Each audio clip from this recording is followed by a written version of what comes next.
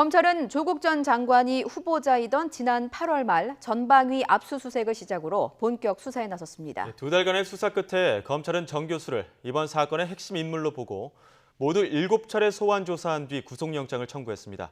그동안 수사가 진행된 과정을 이경국 기자가 정리했습니다.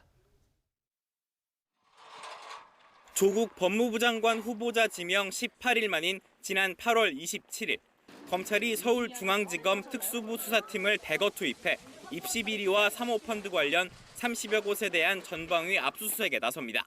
인사청문회를 앞두고 검찰 수사가 개시되어서 좀 당황스럽습니다.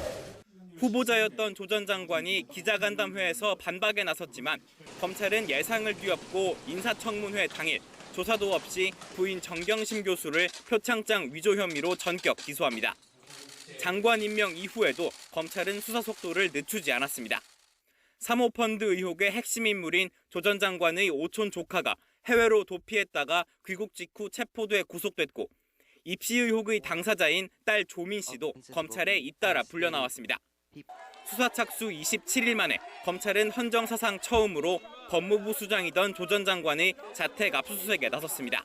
강제 수사를 경험한 국민들의 심정을 절실하게 느끼고 있습니다. 그러나 11시간 압수수색 등 과잉 수사 논란이 커졌고 이후 검찰 개혁을 요구하는 목소리가 주말마다 서초동 일대를 뒤덮었습니다. 정치 검찰 공수처를 조국 전 장관 이슈가 전국을 뒤덮은 가운데 지난 3일 의혹의 중심에선 부인 정경심 교수가 처음 비공개 소환되며 수사는 정점을 향합니다.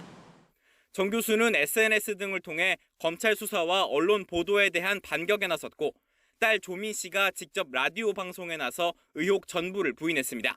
어머니가 수사를 받고 있는 저를 보호하려고 자신이 하지도 않은 그런 일들도 다 했다고 할 수도 있다고 많이 합니다.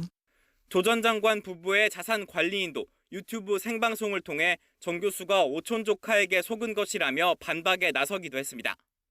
불쏘시개 역할을 다했다며 결국 장관이 사퇴한 뒤 검찰 수사는 정 교수 구속영장을 검토하며 막바지를 향합니다.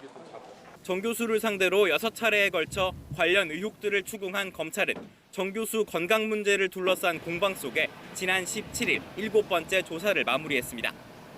결국 수사 착수 2달 만에 검찰이 정 교수에 대해 영장을 청구하면서 법원의 판단이 조국 일가 수사의 최대 분수령이 될 전망입니다. YTN 이경국입니다.